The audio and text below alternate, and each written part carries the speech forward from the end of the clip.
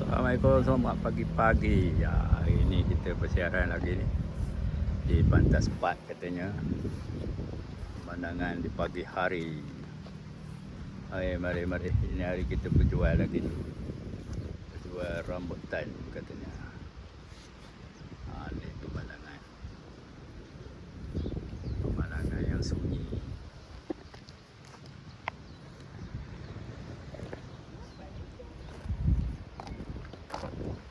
Ada ikan ke? Ada ikan? Embul. Banyak?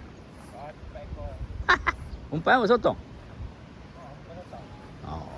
Apollo dia. Dia pakai Apollo je kalau main ni. Apollo. Kita gelama ke apa. Apollo. Sebab ikan buluh gelama cerdik dia makan umpan. Ha? Oh. Kalau pagi esok ni ada ikan ni. Penawan. Tapi bolehlah suka-suka.